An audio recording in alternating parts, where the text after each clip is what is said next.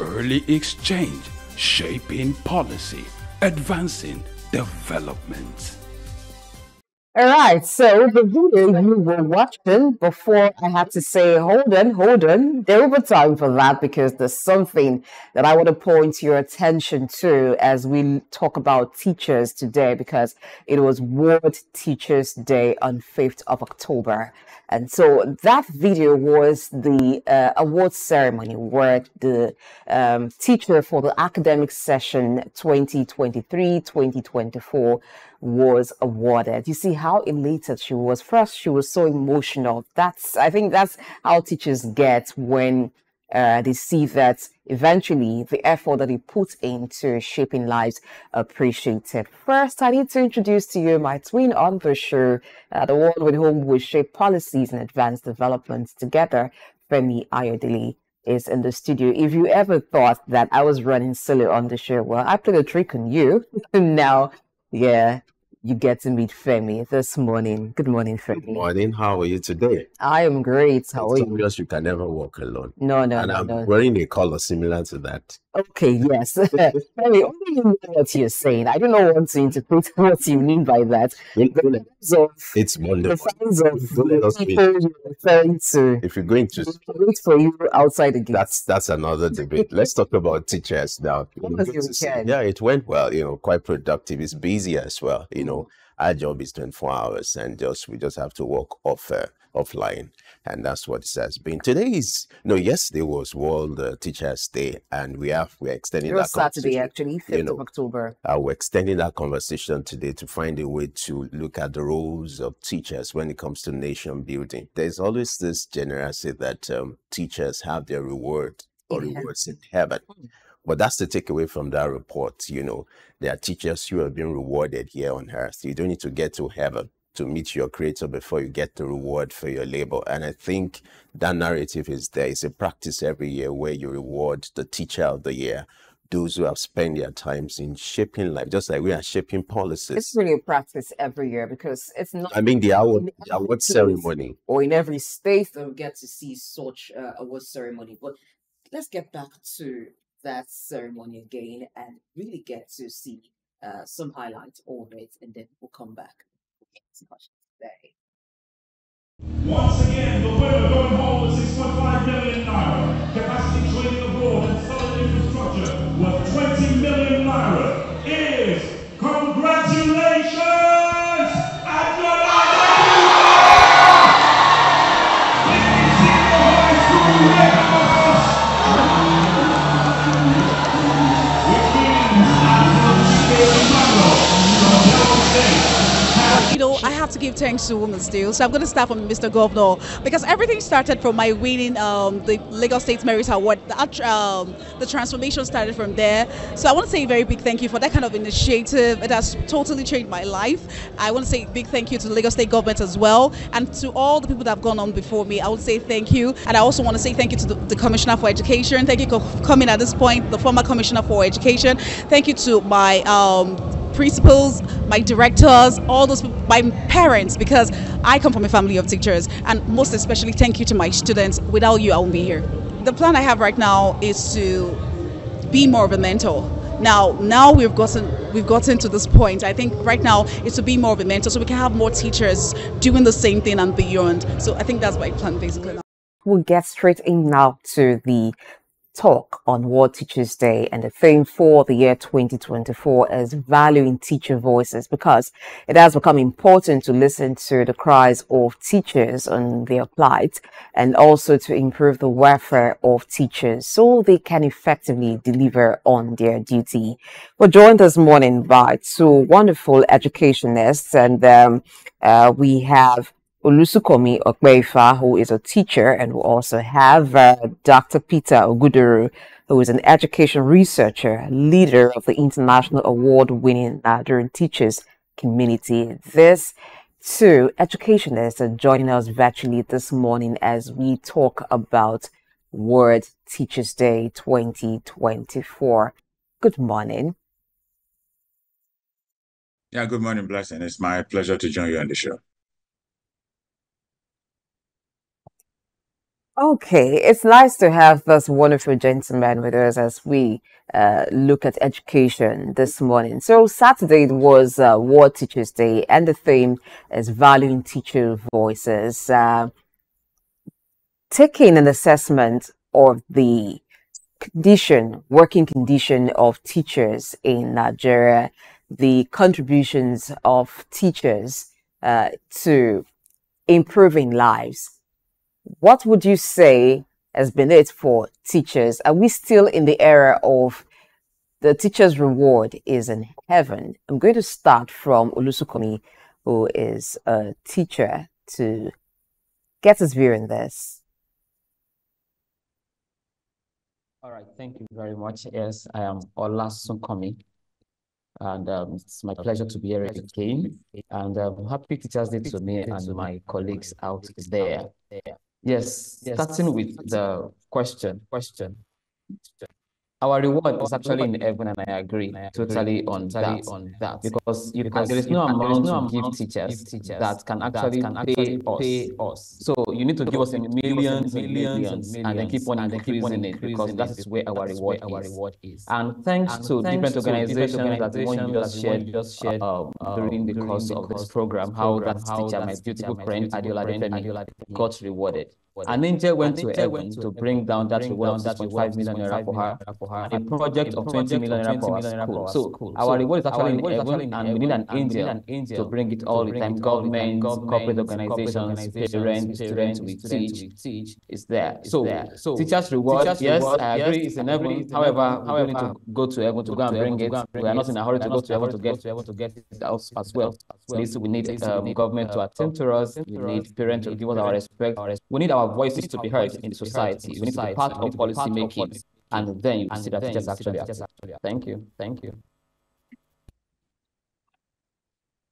All right, so let me get some word from Dr. Peter Ogudoro.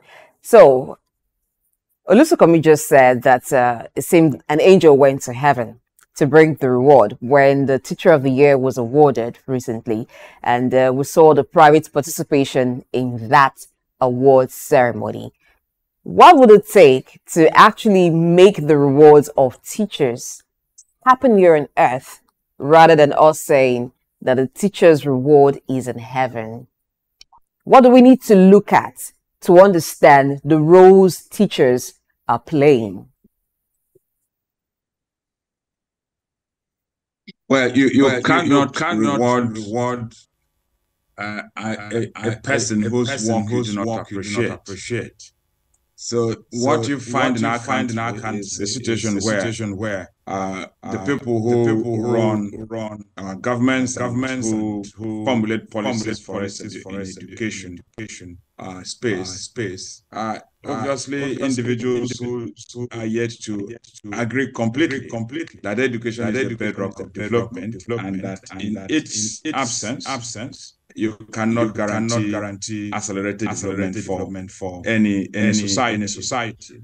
To make our case worse, you find us in a situation where the people who run the system in terms of policy making and the implementation of those policies are people who well, when I say implementation of those policies, I'm looking at the people who are at the very top, like directors in ministries of education and similar agencies. What you find is that most of them are training their children abroad and giving their children the opportunity to get the best education possible, and running a system back home that is decrepit. And so they do not wear the shoes, and therefore do not know where the shoes pinch. So as we speak, the teachers that we have in our country, Nigeria, most of them are definitely not very happy with the quality of remuneration they are receiving, with how they are treated, with the level of recognition they enjoy. There are a few, probably maybe about 1% of teachers working in the international education sector who are appreciated by the employers who run those schools. But that's just you can count them on your fingers, and that's not very representative of the schools we have in Nigeria. So where we are is a very dangerous place, because most teachers today in our country are people who are just transiting. They are not holding teaching jobs because they love to be teachers. They are just staying there while they are looking for better opportunities, both within and outside our country. And as soon as those opportunities come their way, they abandon their classrooms and go and pick up those opportunities they consider to be more remunerative. And that's not where we should be. So we need to get more serious and accept the fact that truly education is the bedrock of development. And all the noise we make in Parliament, in Abuja, and in other corridors of power, those are not the things that will move Nigeria forward. The way to move forward is to recognize that education is indispensable for opening the minds of people, especially young people, to recognize their roles in society and find the energies, the skills, the knowledge, their values to be able to contribute effectively to the development of their societies and to guarantee, harmony within society. For now, that is not where we are as a people. Well, glad you will join us once again, gentlemen. The essence of having a special day like this for a conversation that has to do with teachers is also to look at issues that teachers globally they face in terms of challenges. I'd like to make reference to what the NUT said a few days ago about the shortage of teachers globally and also in Nigeria, making reference. Now, let's start with Olasunkanmi for you to give us a picture in terms of welfare. How is Nigeria faring when it comes to the attention that ought to be given to the welfareism or welfare of teachers? And also give us a picture of what and how a teacher goes through in Nigeria in the course of duty. The first thing that NUT emphasized on is shortage of teachers. I'd like you to react to that as we specialize on a day like this to make things better for teachers. Your take.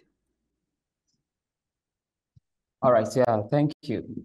Sincerely, this is a very sensitive part when you talk about what teachers actually go through, especially regarding their welfare. I mean, Doctor had already analyzed us into 3 categories. We have those ones who are just earning very poor. I mean, you see teachers in this country earning less than 40,000 naira in some schools around. You see those who even earn 25,000 naira. I mean, these are friends that I can mention their names and say, go and meet this person, you will know that that's the truth. Then we have those who are just in between. We can manage to survive.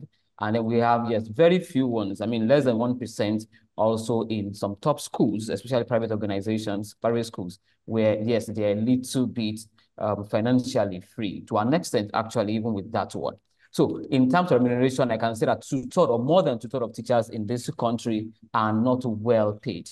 And even with the government, I mean, look, something happened in 2020, I guess. It was during the tenure of Buhari then, where he promised that teachers' salary should improve. And I was privy to that document to an extent where some committees sat down and then they agreed that this following allowances should be included in teachers' salary alone. I mean, up to now, it still remains a paper. If the paper has not even been swept away in the office where the meeting was held, nothing of that. I mean, if that salary that was suggested by the committee, if it had gotten out today, many people will be struggling to enter teaching. I mean, medical doctors may be dropping their jobs to enter into teaching because it was very fast. But we do not see that. It's only by mouth. Now, so government teachers are there, okay, languishing in poverty. Private school teachers too, the same thing. Now, let's look at the workload and what we do. We do a whole lot. You can imagine the population of the young ones we have in Nigeria and check how many qualified teachers we have. According to TRCN, I think we have barely above 2 million teachers that are qualified. Now, these ones are the ones that have TRCN. Now, not that they are teaching. Many of them are even lecturers. Many of them are administrators. Now, so we have around 1.5 million teachers in the classroom with the teeming population of students. Get to a typical public school in Lagos State, you will see nothing less than 150 to 200 students to a teacher. Now, how do you effectively teach? Now, if it comes to survival with fittest, the teacher is stressed. I need to shout on the top of my voice to be sure that I'm heard.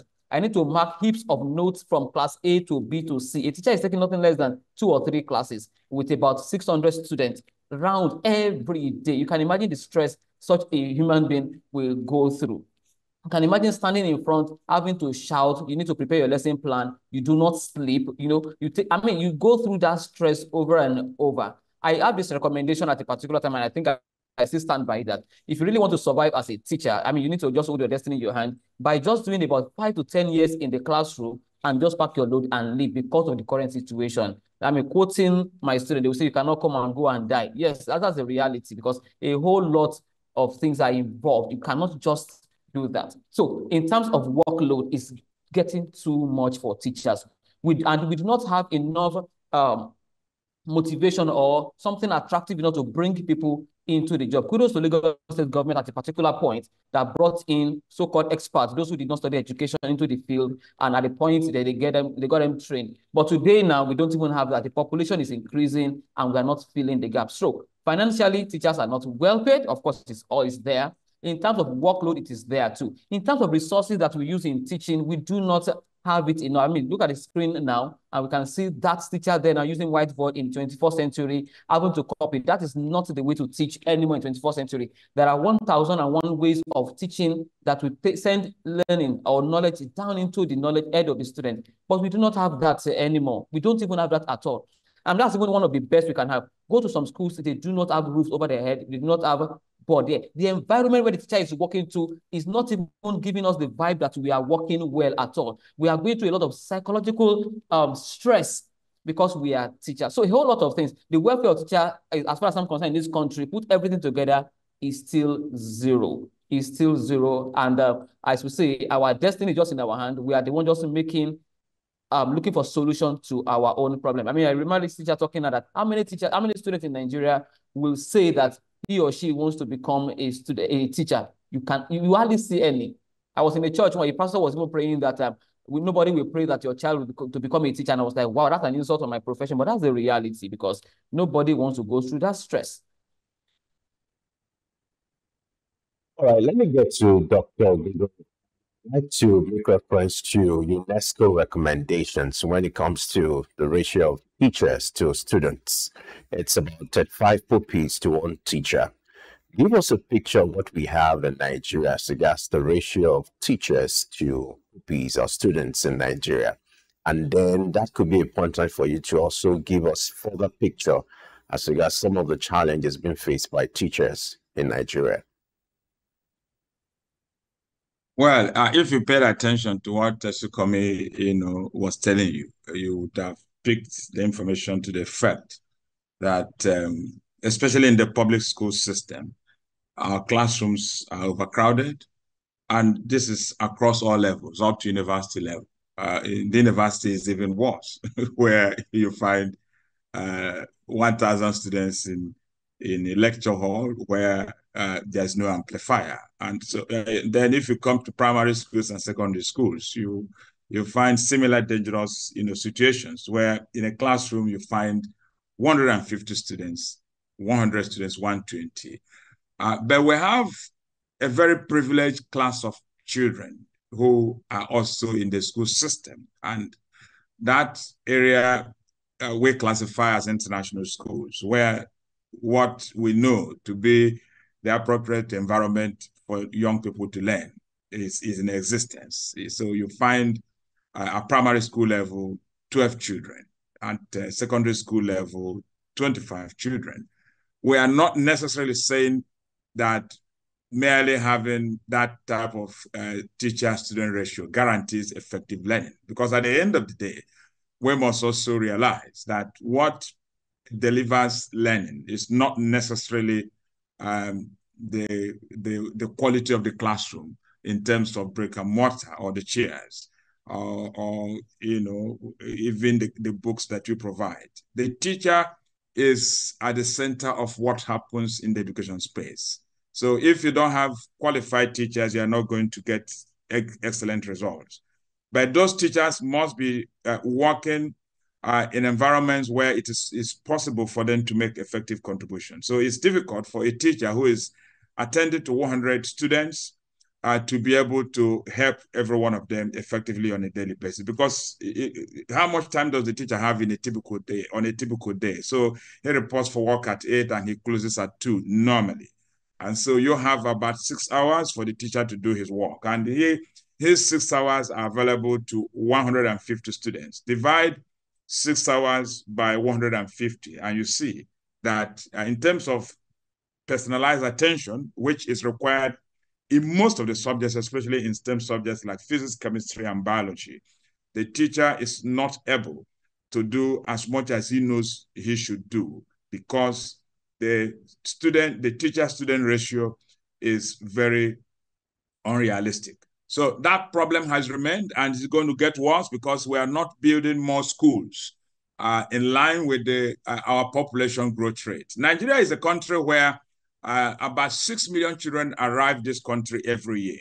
And that's more than the population of the country called Norway, is more than the population of the country called Finland, is more than the population of the country called Iceland. It's so many countries in the world do not have populations that are up to the number of children we bring into our country via live births. So we are sitting in a very dangerous place. Our classrooms are overcrowded, and we haven't provided the technology required to actually make it very easy for the teacher to probably manage to cope in spite of that. Because yes, if that's the only way we can move forward, then you can use technology to mediate and get something that comes close to learning. But unfortunately for us, most of the public schools do not use amplifiers. So the teacher is shouting, and that makes the job very tiring. So the average teacher, I lead a teachers community of over 400,000 teachers, and you know that. That's the largest teachers community in the world. And our teachers every day are complaining that the job they do is very tiring, and many of them are looking for the slightest excuse to exit the classroom because apart from the fact that they are not well paid, they are also being asked to do much more than they have the capacity to do. And I think that our governments across the country at all levels are not being realistic. We are moving in a direction that will certainly give us what we are not looking for, and prevent us from getting what we're looking for. So when you talk about crime all the time, a lot of bandits all over the place, hospitals not delivering, doctors not giving you good quality service, engineers not being able to fabricate anything, all of those problems in one way or the other are connected with the fact that we haven't paid good quality attention to education, and more especially hiring good quality teachers, training them and giving them remuneration that will keep them in the classroom, and providing all other conditions, including equipping their laboratories with the necessary tools they need to be able to do their job. So everywhere the teacher turns, he is disrespected. Society doesn't respect him. As Souq mentioned, even in churches, pastors pray to for their members for them not to end up as teachers. And the best girls in town do not want to marry, do not want to have teachers as boyfriends, and would not want to marry them, certainly. And I tell you, the average teacher, one of the things that makes us very sad is the fact that our children do not want to become teachers. It's just like the job of a policeman. So these are sensitive jobs that are being done to help society to survive and flourish. But unfortunately, our own children haven't seen how we have struggled over the years to be able to put food on the table, are very unwilling to step into our shoes. And I think that we need to do something about it very urgently. Look at the state of primary schools in Nigeria. They seem to suffer more than any tier of education in Nigeria. So in Nigeria, the local government councils are saddled with the responsibility of establishing primary schools and also remunerating primary school teachers. At the 2024 celebration of World Teachers Day in Abuja, the NUT president actually did reiterate a call to the federal government to review the policy, giving that responsibility to the local government council and asking that it be transferred to the state governments. Olasunkanmi, what do you have to say about the state of primary school teachers and primary school education in Nigeria? Thank you. So it's really an unfortunate situation that we pay little or no attention to the real foundation. I think there's this theory that once you can give a child real foundation with literacy and numeracy in the first 3 years, that's from year 1 to year 3, that's primary 1 to 3, the child can succeed easily along the line throughout the university. And many of us that are a little bit intelligent or bright in schools today, you will realize that you were given proper foundation in your early years. Unfortunately, when you go to primary schools, aside the fact that the teachers are not well taken care of, the environment is such that you should be sure that there is no way education can actually take place here. Now, if the solution actually is that state government or federal government or whatever government will take over and do it well, I think we should just do that. However, I think that is not where the problem is. It is the fact that we're not intentional in giving the right kind of education in this country. I think if this responsibility is given to the local government and the right resources are given to them to manage, then somebody just needs to monitor this effectively, and you discover that education is dropped down there.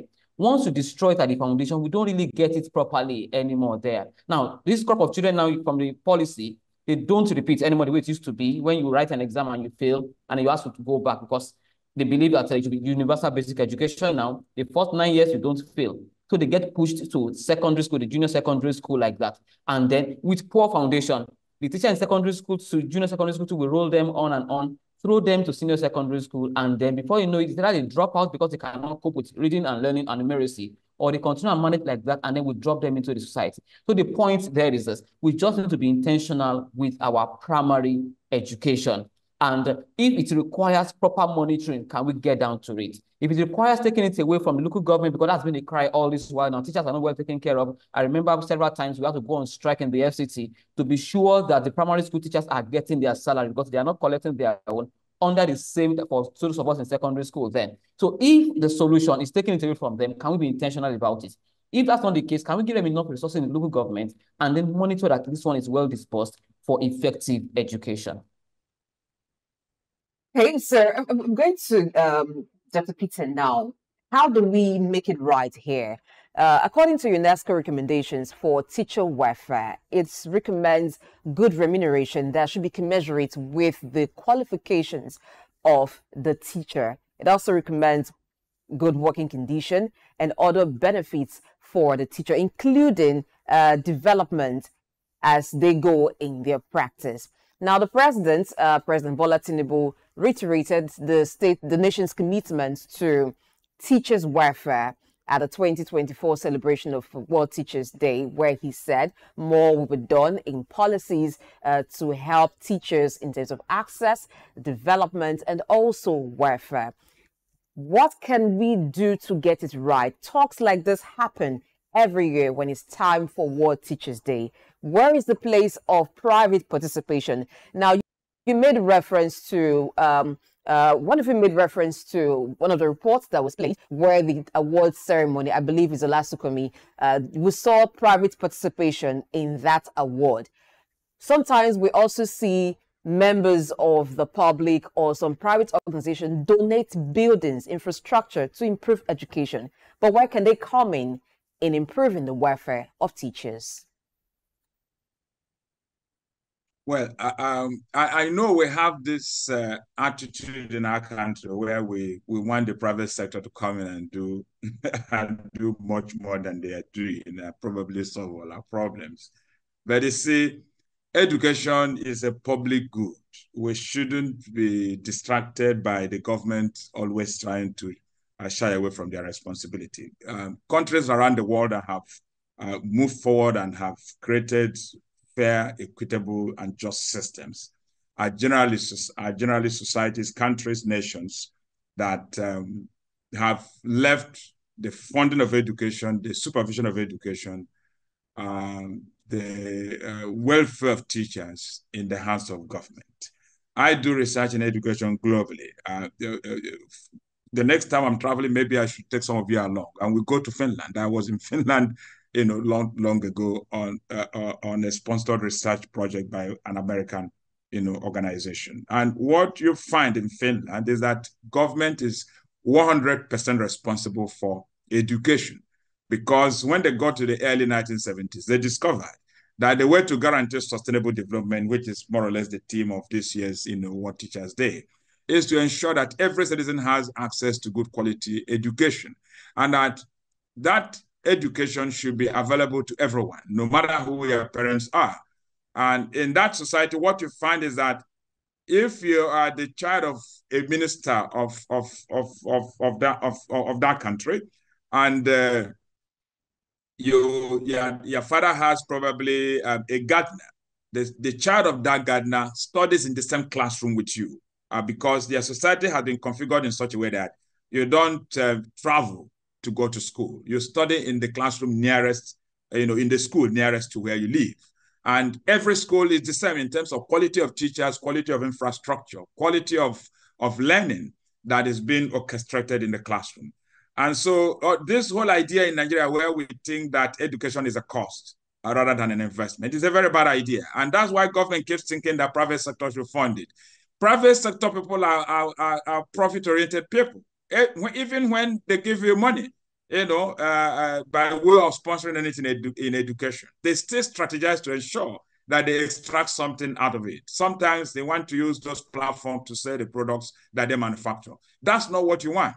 The government should take responsibility for the provision of good quality education, because when you make it happen, you are not doing anyone other than yourself a favor. When you have highly educated people in society, when you have learning taking place at the rate it should take place, you are helping the government, because governance is easier when the citizenry are well educated, are people who can think for themselves. But I think that the reason why these people don't seem to care is probably because they are so selfish that they don't want us to have education to become so evenly distributed, that everybody has good access to it. That way, they and their families will continue to run the affairs of Nigeria and then keep all the money that belongs to all of us in their private pockets, which is very unfortunate for us. So my sister, what I'm telling you is that let's stop encouraging the government, to keep trying to get the private sector to take over their responsibility.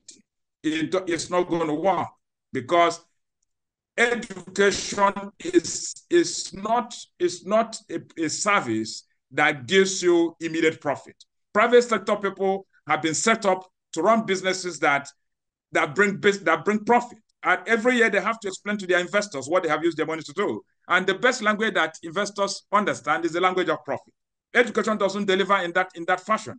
The education you are giving to a child today is going to pay you back probably in 30 years' time, when maybe it comes up with an invention that benefits society. And sometimes it takes up to 50 years before that individual becomes fully mature in terms of using his gifts to benefit society. Private sector people cannot wait for that long to get their benefit. But government should wait to get the individual go through the entire system. They keep funding it, because it doesn't matter when the child is ready. Whenever the child is ready, whatever he or she is able to contribute to society goes to the full advantage of every one of us. So that the model I would prefer is a model that makes Nigerian governments at all levels take their full responsibility for education. Fund it, train teachers well, pay teachers well. Whatever the private sector does is just a jara, as we say it in Nigeria. It's just an addition. But private sector cannot take all responsibility of funding our education, and you sitting down there waiting for good quality education to be available to everyone. That is a very unrealistic expectation. Interesting. And now let me bring in Olasunkanmi now. Let's talk about the recruitment process, because you can't talk about solution without revisiting the root of the problem. Now, you're aware that the crop of teachers you have now, there are people who didn't plan to be teachers. Maybe perhaps due to unemployment, they are taking up teaching profession, and it's turning that profession to like a second profession. Now, for the glory or the prestige associated with teaching to be restored, what kind of incentives do you think should be put in place to help attract the right set of people into that profession? And then this trend of having people who have lost out in one profession coming to teaching profession to ward off the issue of unemployment. How do we checkmate that trend?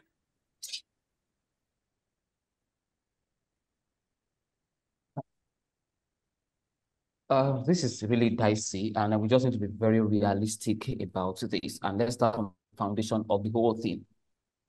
When you talk about recruitment actually starts from the process with which we get students into the Faculty of Education.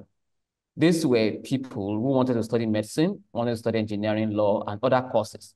And because of their cutoff, they find themselves in education. Now, out of about, let's say, 1,000 students in the Faculty of Education, I can tell you that only 2% wants really to become teachers. Now, by the virtue of the fact that no job out there, some of these people find themselves in there. Then that's one category. Another category of people are those who actually study whatever they studied in school, and then they try to look for jobs everywhere, especially courses that will tell you that you can work anywhere. And the next thing is that, okay, I can be a teacher. That's it. Now, here is again in teaching, education, we have these gaps. We don't have enough teachers around, and that's the truth. And then we have people who are willing, either by choice or by chance or by force, who want to come in. Now, can we go through the process a little bit and look for how to encourage them and use the model Lagos State used sometimes around 2011, 2012, even though I do not really like it in the fullness, where they encouraged so-called experts anyway. That means those who studied other things. I mean, either you study mass communication to come and teach English language, you study real biology, like they call it a biology science, okay, to come and teach biology in school and other things. Now, when they got them into the system, before they even entered, they got them into a crash program of like maybe 1 year where they got them trained. And when they came in, they were asked to also go through postgraduate diploma in education. And let me tell you, go and check Lagos State education today, teaching today. If you see teachers winning awards today, Ayodele, for instance, you saw there, came into the same scheme. We have people like Sojime Gbowon, we have people like Odusonya and the rest of them. All these are fantastic young guys that are doing fantastically well in Lagos State now. They came through that scheme. Now, although that scheme also edged some of us who studied education out because we couldn't get the job, we were thrown away that, okay, we were not given enough training as teachers. Now, if you can bring all this together, do it properly. Those who want to come into teaching, give them the right training. Those who are already there, give them the right training. And do not stop with training alone. Can we please up the salary a little bit that is better to make it very attractive enough that people are actually the one dropping their salary, dropping their CV? And can we have a policy to also peg teacher salary in private schools that no matter what you are doing, if you are going into teaching business or education business, school business, your salary to your teacher at this particular level must not go beyond this. I mean, let's set a particular standard. There's no way you will be a medical doctor and then because you're a medical doctor, you are going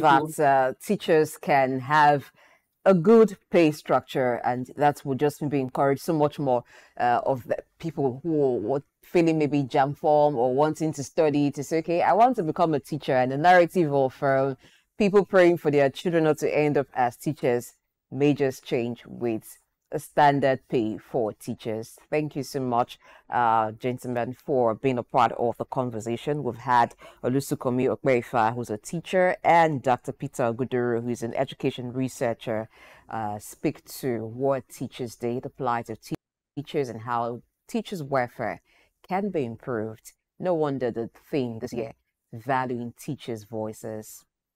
My pleasure of joining you sure, this gentlemen. morning. Enjoy the rest of the day.